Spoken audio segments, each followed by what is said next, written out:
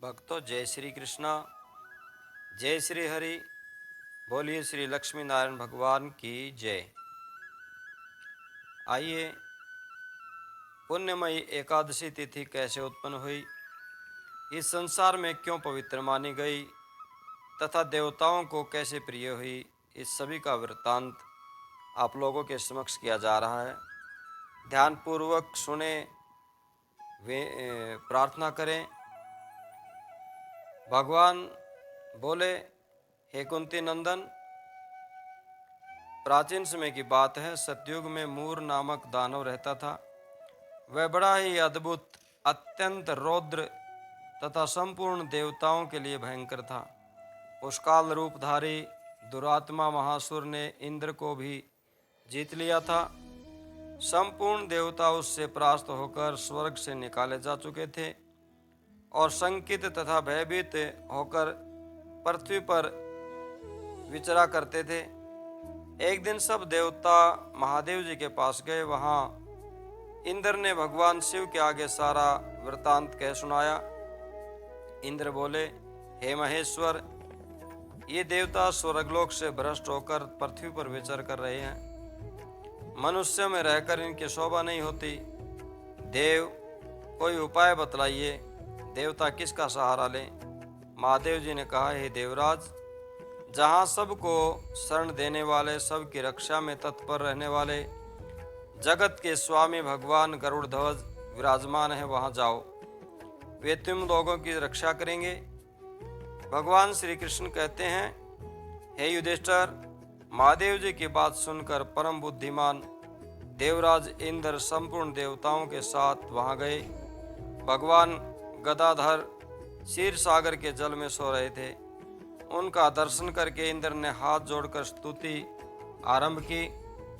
इंद्र बोले, हे देवेश्वर, आपको नमस्कार है। देवता और दानव दोनों ही आपकी वंदना करते हैं। हे पुंडरीकाक्ष, आप दैत्यों के शत्रु हैं। मधुसूदन, हम लोगों की रक्षा कीजिए।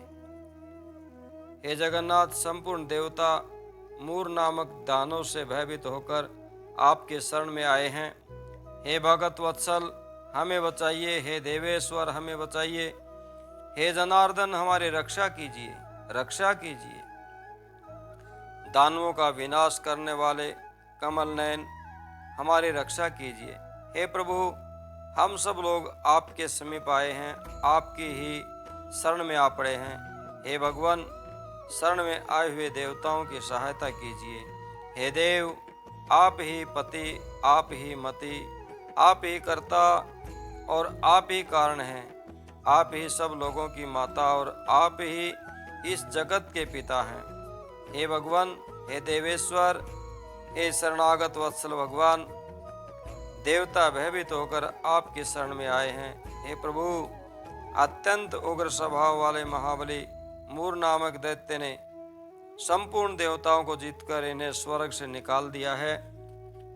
इंद्र की बात सुनकर भगवान विष्णु बोले, हे देवराज, वह दानव कैसा है, उसका रूप और बल कैसा है तथा उस दुष्ट के रहने का स्थान कहाँ है? इंद्र बोले, हे देवेश्वर, पूर्व काल में ब्रह्मा जी के वंश में तालजंग नामक एक महान असुर उत्पन्न हुआ था, जो अत्यंत भयंकर था। उसका पुत्र मूर दानव के नाम से विख्यात हुआ। वह भी अत्यंत उत्कृष्ट, महापराक्रमी और देवताओं के लिए भयंकर है। चंद्रावती नाम से प्रसिद्ध एक नगरी है, उसी में स्थान बनाकर वह निवास करता है। उस दैत्य ने समस्त देवताओं को परास्त करके स्वर्गलोक से बाहर कर दिया है। उसने एक दूसरे ही इंद्र को स्वर्ग के सिंहासन पर बैठाया है। अग्नि, चंद्रमा, सूर्य, वायु तथा वरुण भी उसने दूसरे ही बनाए हैं। हे जनार्दन, मैं सच्ची बात बता रहा हूँ, उसने सब कोई दूसरे ही कर लिए हैं। देवताओं को तो उसने प्रत्येक स्थान से वंचित कर दिया है। इंद्र का कथन सुनकर भगवान जनार्दन को बड़ा क्रोध हुआ। वे देवताओं को साथ लेकर चंद्रावतीपुरी में गए। देवताओं ने देखा, दैत्यराज बारंबार गर्जना कर रहा है उससे परास्त होकर संपूर्ण देवता 10 दिशाओं में भाग गए। अब वह दानव भगवान विष्णु को देखकर बोला, खड़ा रह, खड़ा रह। उसकी ललकार सुनकर भगवान के नेत्र क्रोध से लाल हो गए। वे बोले, अरे दुराचारी दानव, मेरी इन भुजाओं को देख। ये कहकर विष्णु भगवान ने अपने दिव्य बाणों से सामने आए हुए दुष्ट दानवों को मारना आरंभ किया। दानव भय से विह्वल हो गए। पांडुनंदन, तत्पश्चात विष्णु ने दैत्य सेना पर चक्र का प्रहार किया। उससे छिन्न भिन्न होकर सैकड़ों योद्धा मौत के मुख में चले गए। इसके बाद भगवान मधुसूदन बद्रिका आश्रम को चले गए। वह सिंहावती नाम की गुफा थी जो 12 योजन लंबी थी। हे पांडुनंदन, उस गुफा में एक ही दरवाजा था। भगवान विष्णु उसी में सो रहे। दानव मूर भगवान को मार डालने के उद्योग में लगा था। वह उनके पीछे लगा रहा। वहां पहुंचकर उसने भी उसी गुहा में प्रवेश किया। वहां भगवान को सोते देख उसे बड़ा हर्ष हुआ।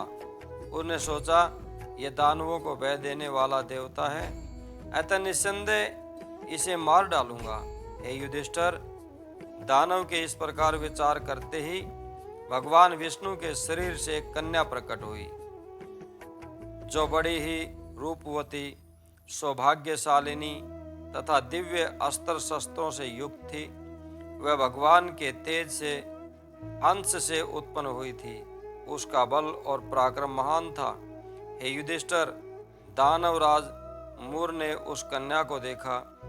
कन्या ने युद्ध का विचार करके दानव के साथ युद्ध के लिए याचना की। युद्ध छिड़ गया। कन्या सब प्रकार की युद्ध कला में निपुण थी। वह मूर नामक महान असुर उसके हुंकार मात्र से राख का ढेर हो गया। दानव के मारे जाने पर भगवान जाग उठे। उन्होंने दानव को धरती पर पड़ा देखा। पूछा, मेरा यह शत्रु अत्यंत उग्र और भयंकर था, किसने इसका वध किया है? कन्या बोली, हे स्वामिन, आपके ही प्रताप से मैंने इस महादैत्य का वध किया है। श्री भगवान ने कहा, हे कल्याणी, तुम्हारे इस कर्म से तीनों लोकों के मुनि और देवता आनंदित हुए हैं। अतः तुम्हारे मन में जैसी रुचि हो उसके अनुसार मुझसे कोई वर मांगो। देव दुर्लभ होने पर भी वह वर मैं तुम्हें दूंगा, इसमें तनिक भी संदेह नहीं है। वह कन्या एक साक्षात एकादशी ही थी। उसने कहा, हे प्रभु, यदि आप प्रसन्न हैं तो मैं आपकी कृपा से सब तीर्थों में प्रधान, समस्त विघ्नों का नाश करने वाली तथा सब प्रकार की सिद्धि देने वाली देवी हूँ। हे जनार्दन, जो लोग आप में भक्ति रखते हुए मेरे दिन को उपवास करेंगे, उन्हें सब प्रकार की सिद्धि प्राप्त हो। हे माधव, जो लोग उपवास, नक्त अथवा एक भुक्त करके मेरे व्रत का पालन करें, उन्हें आप धन, धर्म और मोक्ष प्रदान कीजिए। श्री विष्णु भगवान बोले, हे कल्याणी, तुम जो कुछ कहती हो वह सब पूर्ण होगा। भगवान श्री कृष्ण कहते हैं, हे युधिष्ठिर, ऐसा वर पाकर महाव्रता एकादशी बहुत प्रसन्न हुई। दोनों पक्षों की एकादशी समान रूप से कल्याण करने वाली हैं, इसमें शक नहीं। और शुक्ल और कृष्ण का भेद नहीं करना चाहिए। यदि उदय काल में थोड़ी सी एकादशी, मध्य में पूरी द्वादशी और अंत में किंचित त्रयोदशी हो तो वह त्रिशृपरा एकादशी कहलाती है। वह भगवान को बहुत ही प्रिय है। अतः हर इंसान को एकादशी का व्रत करना चाहिए। एकादशी का व्रत बड़ा ही पुण्यदायी और अनेक इच्छित फलों का देने वाला है। ये था एकादशी कैसे उत्पन्न हुई।